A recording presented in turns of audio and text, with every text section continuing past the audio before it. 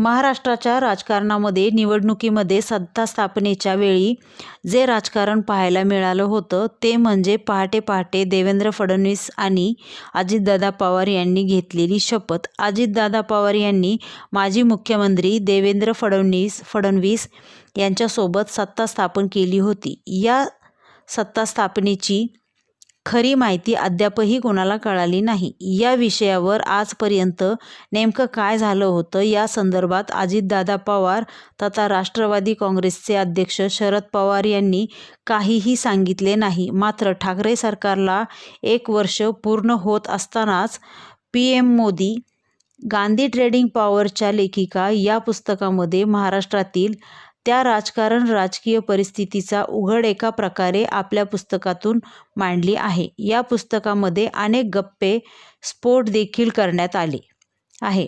शरद पवार यांनी भाजपसोबत जाण्याचा निर्णय घेतला होता आणि त्या संदर्भात भाजपचे गृहमंत्री अमित शहा यांच्यासोबत देखील बैठक झाली होती, असे या पुस्तकात म्हटले आहे.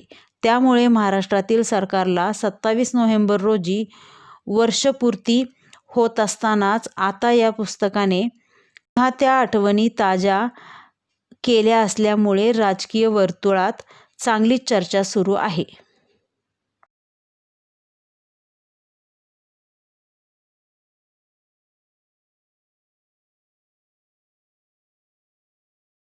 और ये हैशेट इंडिया पब्लिश कर रहे हैं. हैशेट वर्ल्ड के 2nd लार्जेस्ट पब्लिशिंग हाउस है. ये किताब मैंने इसीलिए लिखी क्योंकि जब महाराष्ट्र में ये पॉलिटिकल सर्कस चल रहा था तब ऐसी चीजें थी जो बाहर आ रही थी, लेकिन ऐसी ज्यादा चीजें थी जो बाहर आई नहीं, अब तक नहीं आई. लोगों के दिमाग में भी कई सवाल आज भी है. जब 1 साल ये नई महाविकास आघाड़ी गवर्नमेंट कंप्लीट करने जा रही है, फिर भी ये सवाल का जवाब लोगों को मिला नहीं है. तो अब लोगों को उनके सवाल का जवाब मिलना चाहिए. इस वजह से ये किताब मैंने लिखी है. अर्ली नवंबर में एक दिन वर्षा पे एनसीपी के 2 बहुत ही सीनियर लीडर्स गए शरद पवार साहब का मैसेज लेके कि उन्हें बीजेपी को समर्थन देने में इंटरेस्ट है, शरद पवार साहब को. फिर फडणवीस जी ने अमित शाह जी से बात की. तुरंत ही अगले ही दिन अमित शाह जी के घर पे दिल्ली में ये बैठक हुई. उस बैठक में मौजूद थे देवेंद्र फडणवीस जी, अमित भाई पवार साहब, अजीत पवार जी और प्रफुल्ल पटेल जी. उस बैठक में सारी डिटेल्स जो है सत्ता शेयरिंग की, वो सारी डिटेल्स तय हो गई कि कौन से पोस्ट, कैबिनेट पोस्ट, ये वो कहाँ किसको मिलेंगे. सारी मतलब जो डिटेल्स है वो सारी डिटेल्स तय हो गई. ये भी तय हुआ कि प्रेसिडेंट्स रूल लाने में एनसीपी सपोर्ट करेंगे.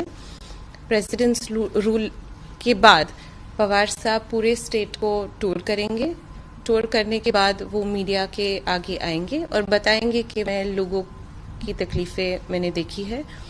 और वो तकलीफ़ें देखते हुए मुझे लगता है कि महाराष्ट्र को एक स्थिर गवर्नमेंट की ज़रूरत है और उस स्थिर गवर्नमेंट के लिए मैं बीजेपी को सपोर्ट करने के लिए तैयार हूँ.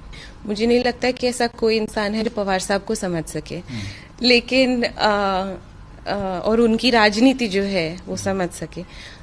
लेकिन मुझे ऐसे लगता है कि जो कंसंट्रेशन ऑफ पावर उनको मिलता ये नए गवर्नमेंट में, वो शायद उनको बीजेपी के साथ अगर सरकार बनाते तो नहीं मिलता, क्योंकि बीजेपी के पास सेंटर में अमित भाई, मोदी जी जैसे लीडर्स है और स्टेट में देवेंद्र फडणवीस जी जैसे स्ट्रांग लीडर्स ऑलरेडी है. तो पवार साहब और उनके जो क्लोज है उनको कितनी जगह मिलती in terms of power share, वो शायद यहाँ पे उनको ज्यादा मिल रही है. एनसीपी के एक बहुत ही सीनियर लीडर जो पहले की सरकार में यूनियन गवर्नमेंट में मिनिस्टर रह चुके हैं, उन्होंने फडणवीस जी को आके बताया कि हमारी सारी मीटिंग्स में जब पवार साहब बोल रहे कि उनका मन बदल गया है, तो एक लीडर ऐसे है जो वोकली अपोज कर रहे हैं और वो है अजीत दादा. उनके अलावा ऐसे कई लीडर हैं जो ये ही मानते हैं कि बीजेपी के साथ ही सरकार बनानी चाहिए. ये सुन के फडणवीस जी ने फिर दादा से बात की और दादा ने फिर बताया कि हाँ ये बात सही है, मैं और मेरे साथ 28 लीडर्स हैं जो बीजेपी को सपोर्ट करने के लिए रेडी है। हम इनको यहीं पे बाकी एमएलएस के साथ वहीं पे होटल में रखेंगे, उन सबको रिस्पॉन्सिबिलिटी देंगे कि जो बाकी के एमएलएस हैं उनको धीरे धीरे कन्वर्ट करें और फिर साथ में सरकार बनाएंगे। This is not a one sided story. सारी पार्टियों की साइड्स इस किताब में है, तो ये कहना गलत होगा कि ये देवेंद्र फडणवीस जी के लिखाई हुई किताब है, लेकिन उनकी साइड है इस किताब में।